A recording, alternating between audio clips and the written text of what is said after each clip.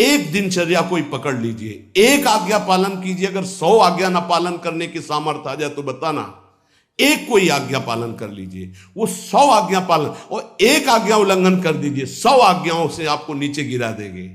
एक दिनचर्या पालन कर लीजिए, आप अपने मन को आज्ञा पर लगा दीजिए, एक दिनचर्या पालन कर लीजिए। कौन सी दिनचर्या ऐसी कठिन है जो आप पालन नहीं कर सकते? मैंने एक यूरोप का आदमी था, वो बहुत अमीर था। वो मरते समय घर वालों को कहा कि मैं एक वसीयत लिखा है, वो मुझे पढ़ने को मिली उस दिन। पूज्य नारायण स्वामी जी कह रहे हैं, उसमें कोई रुपया पैसा की वसीयत नहीं थी। उसने एक बहुत मोटे अक्षरों में शब्द पूरा खाली, पूरी डायरी खाली, केवल एक शब्द, और कहा मैं ये वसीयत आप लोगों को लिखकर, time is money in the world. सही शब्द है कि गलत है? वो वर्ड होगा, हाँ, क्योंकि ज्यादा पढ़े लिखे। Time is money in the world. दुनिया में सबसे बड़ी संपत्ति समय है। दुनिया में सबसे बड़ी संपत्ति समय है। जब से मैंने ये पढ़ा तो इस दास ने समय की सदैव कद्र की है, हर समय को सार्थक किया है। या निरर्थक करने में समय की सार्थकता समझ रहे हैं। निरर्थक सोना, निरर्थक बातें करना, बिना भजन के जो सेकंड गया व्यर्थ गया। बहुत सुंदर बात है। जिसने समय की कीमत पहचान ली वो सबसे बड़ा संपत्तिवान। Time is money in the world. संसार में समय ही सबसे बड़ी संपत्ति है। समय की सदुपयोग वृत्ति, राधा राधा राधा राधा, इसको पाबंदी में बांधिए, तुम्हारा लोक परलोक दोनों सुधर जाएगा। समय को एक, इस समय ये, इस समय ये, इस समय ये, इस समय। परसों जब इसी का सत्संग हुआ था तो ये हुआ था कि यदि आपने किसी को 5 बजे का समय दिया तो 5 मिनट पहले पहुंच जाइए। यह साधक का लक्षण होता है। अगर 3:30 बजे से वाणी पाठ होता है तो आपको यहां 3, सवा 3 बजे ही उपस्थित हो जाना चाहिए। आप सर्वांतर्यामी भगवान के द्वारा दिया हुआ दिव्य मानव देह और दिव्य सत्संग और इसको दिव्य बनाने का अवसर खो मत। नहीं, ये सोने के लिए नहीं, ये व्यर्थ के लिए नहीं, ये मुंह दिखी करने के लिए नहीं है, ये अंता से पालन करने के लिए है। जब से मैंने ये शब्द पढ़ा था, time is money in the world, तो अपने जीवन में कभी 1 मिनट भी व्यर्थ नहीं खोने दिया। 1 मिनट भी। देखो, यही लगन नींद पर विजय प्राप्त करवाती है। यही लगन कि मुझे समय बर्बाद नहीं करना, जितना अधिक से अधिक भजन। पता नहीं आज शाम हो कि ना हो, हम क्यों अपने इस दिव्य समय को नष्ट करें। पर लोग समय कटता नहीं है, इसलिए टेलीविजन और कई कई प्रकार की बहिर्मुख वृत्तियों को स्वीकार करते हैं कि समय काटना है। बोले समय नहीं कटता।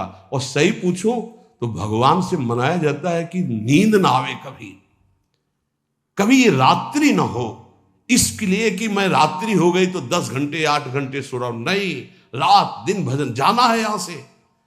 पता नहीं आप लोगों के दिमाग में है कि नहीं है। हर समय बात है कि जाना है।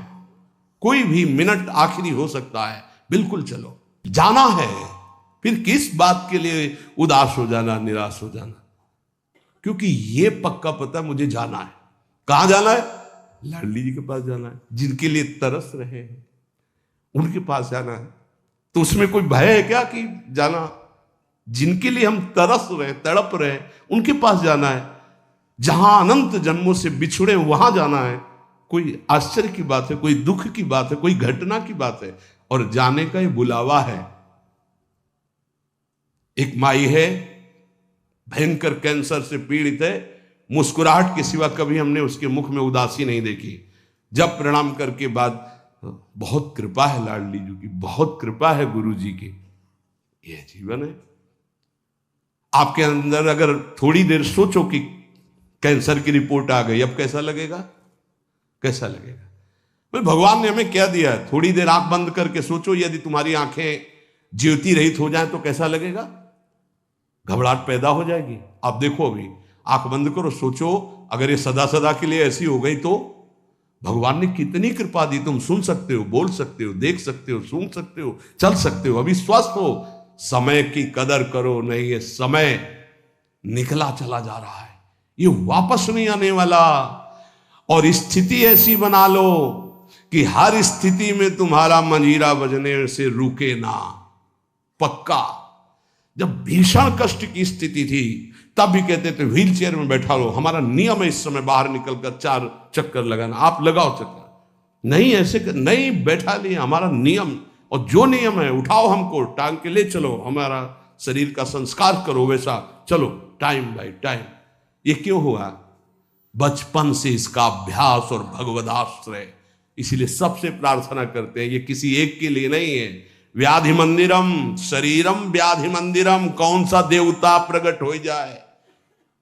किडनी फेल कर, कितने प्रकार के रोग हैं भैया। और एक बार जहां रिपोर्ट आई कैंसर, खत्म खेल, भजन साधन सब खत्म, चेहरे का रंग बदल, दिल बोले ब्लॉक हो गए इस दोनों न से। अब वो परेशान है, अरे ब्लॉक नहीं, फेल हो जा पास हो जा, इसमें क्या जाना। राधा राधा हर समय तैयार है, जैसे आर्मी का जवान तैयार रहता है बॉर्डर पे कि कहीं से भी गोली आ सकती है, ऐसे बिल्कुल तैयार रहो, पक्का तैयार रहो।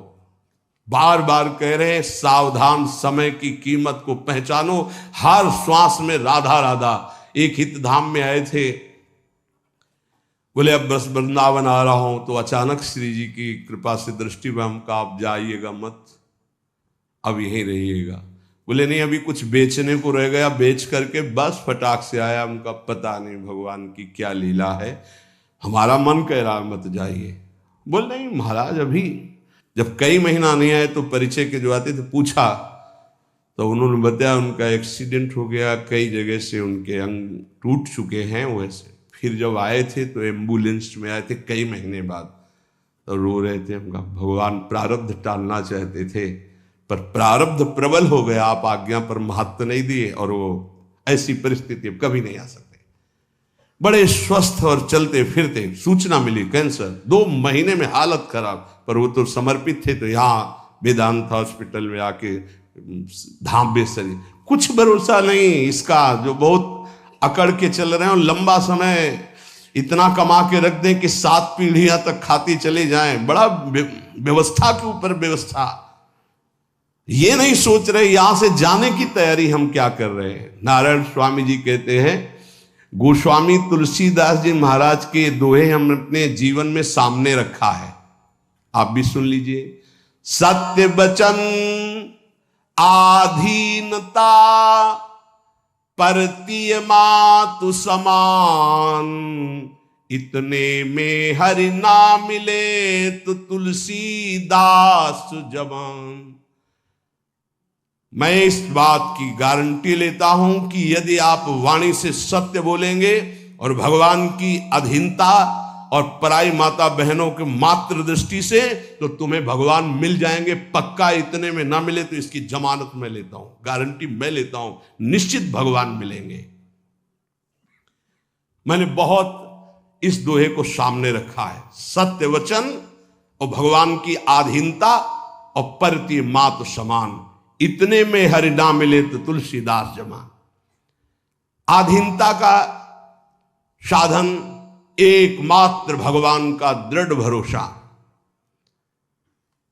जब मैं गोमती नदी के किनारे भजन किया, नारायण की आज्ञा से, अलग अलग आज्ञा होती जाती थी भगवान की, तो वहां से चाहे वो हिंदू हो, चाहे वो मुसलमान हो, चाहे ईसाई हो, कोई भी निकले, हमको सबको नारायण दिखाई दे, सब में नारायण दिखाई देते थे। सबकी चरण रज माथे पे लगाता, सबकी चरण रज माथे पे लगा।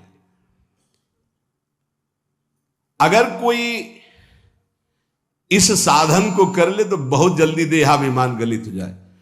पूज्य राधा बाबा जी ने भी वर्णन किया कि मुझे और किसी से द्वेष नहीं था, अंग्रेजों से द्वेष था, क्योंकि इन्होंने जब हमारे देश पर अधिकार किया तो बहुत अत्याचार किया। उसमें पूज्य बाबा भी देश स्वतंत्रता के उसमें जेल में गए थे, तो उन्होंने देखा था कैसे भारतवासियों के साथ बर्ताव होता है। बूटों में कीलें गड़ी हुई थी, बाबा के जीवन चरित्र में पढ़ा तो जो उनके सामने सर न झुकाता, गिरा के छाती की पसुरियों पर ऐसे कूदते और बड़ी बुरी दशा से उसको मारते थे।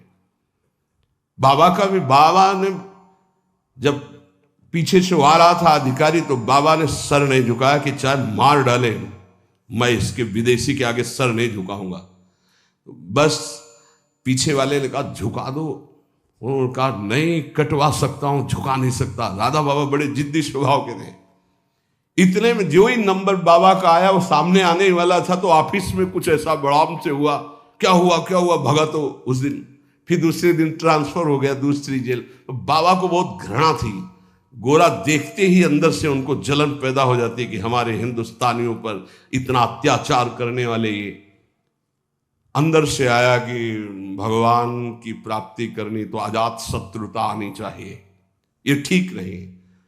तो गंगा के किनारे घाट पे बैठ जाते और जब कोई जैसे अंग्रेज निकलता तो चरण धूलि माथे पे लगाते, वो कोई पैसा चढ़ा देता तो छोड़ के चल देते। तो एक दिन जब भगवान ने देखा कि अंग्रेजों के प्रति घृणा खत्म हो गई तो एक अंग्रेज आया और बाबा की जो भद्र करवाई हुई सर थूक दिया होगा।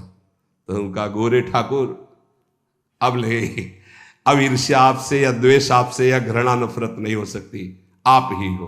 बस अंदर से वृत्ति गायब हो गई और हुआ काम हो गया, अब मुझे इसकी जरूरत नहीं। तो यहां ये कह रहे कि दास ये कहता है कि यदि सबके प्रति, देखो महापुरुषों के वचन है, यहां अगर परम पद में आरूढ़ होना है, भगवत प्राप्ति करनी है तो सर्वान वस्तुतया निरीक्ष परम स्वाराध्य बुद्धिर्मम। बहुत कठिन बात है। नारायण नारायण। एक बार दास से कोई बिगड़ा तो दास ने सर झुका दिया और कहा पादुका उतारो और इस पर प्रहार करो। फिर भी हे नाथ आपसे द्वेष नहीं हो सकता। कैसे कोई इन महापुरुषों को समझे। पैर का जूता निकालो और सिर को खूब पीटो, ये सिर भी आपका है, नाथ आप ही हो। ये स्थिति है, ये स्थिति है, नाथ आप ही हो।